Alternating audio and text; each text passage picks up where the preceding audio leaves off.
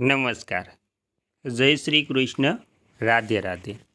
સ્વાગત છે તમારું આપણી યુટ્યુબ ચેનલ મિસ્ટર વિજય ઇનપોઇન્ટ એજ્યુકેશનમાં. તો મિત્રો, આજે આપણે વાત કરવાના છે કે ગુજરાત રાજ્યના પેન્શનરોએ 30 ઓગસ્ટ પહેલાં આ કામ ફરજિયાત કરવું પડશે, નહીંતર પેન્શન અટકવાની શક્યતા પણ રહેશે. તો ગુજરાત રાજ્યના પેન્શનરોએ કયું કામ સૌથી પહેલાં કરવું પડશે તેથી પેન્શન ન અટકી શકે તેની સંપૂર્ણ વાત આજે આપણે કરવી છે.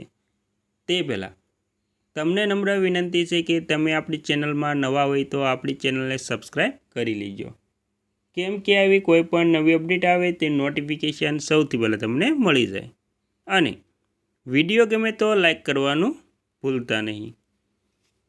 તો વિગતવાર જાણીએ તો ગુજરાત રાજ્યના પેન્શનરોએ નિયત સમય મર્યાદામાં હયાતીની ખરાઈ એટલે કે જીવન પ્રમાણપત્ર કરાવવાની રહેશે.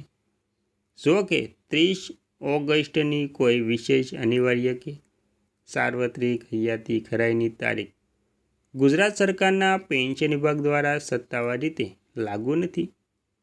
સામાન્ય રીતે વાર્ષિક જીવન પ્રમાણપત્ર નવેમ્બર માસમાં આપવાનું હોય છે અને તેના માટે વધુ માહિતી માટે તેની વેબસાઇટની પણ મુલાકાત લઈ શકો છો. ત્યારબાદ આપણે વાત કરીશું પેન્શનરો માટે હયાતીની ખરાઈનું શું મહત્ત્વ છે, શા માટે કરવી પડે. તો પેન્શન ચાલુ રાખવા વાર્ષિક લાઈફ સર્ટિફિકેટ જરૂરી છે. ઓનલાઈન અથવા તો રૂબરૂ ખરાઈ કરાવી શકાય છે. સમયસર પુષ્ટિ ન થાય તો પેન્શન અટકી શકે છે.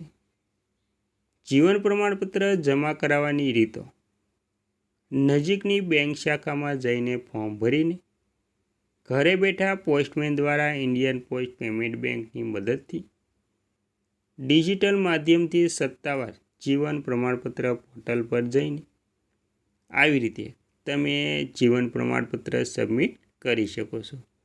જો આમાં વિલંબ થાય તો કદાચ પેન્શન પણ અટકી શકે છે. તો મિત્રો, આવી રીતે પેન્શનરો માટે કામ કરવું ફરજિયાત છે. ત્યારબાદ આપણે આ જાણીશું કે જે ઓગસ્ટ મહિનો શરૂ છે તેને આવતા મહિને કેટલું પેન્શન મળશે.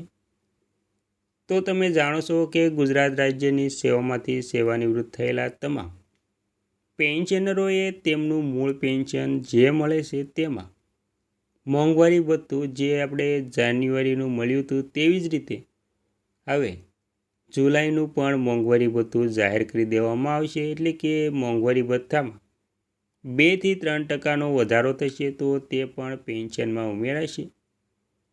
સરકાર વર્ષમાં 2 વાર મોંઘવારી ભથ્થામાં વધારો કરે છે, પહેલું જાન્યુઆરી મહિનામાં અને બીજું જુલાઈ મહિનામાં. એમ કોઈ પણ સરકાર વર્ષમાં 2 વાર મોંઘવારી ભથ્થામાં વધારો કરે છે.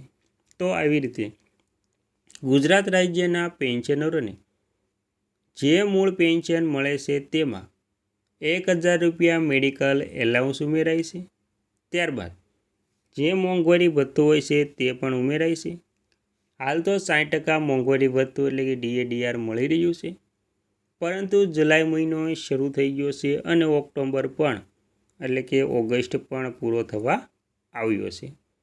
તેથી જુલાઈનું પણ DADR મળશે, ઓગસ્ટનું પણ મળશે.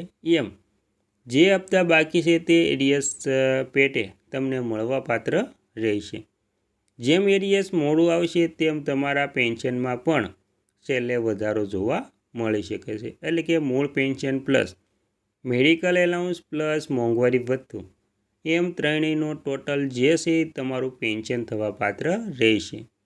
અને જો તેમાંથી કોમ્યુટેશનની રકમનો હપ્તો કપાત થતો હશે તો તે બાદ થઈને તમારું મૂળ પેન્શન જમા થવા પાત્ર રહેશે.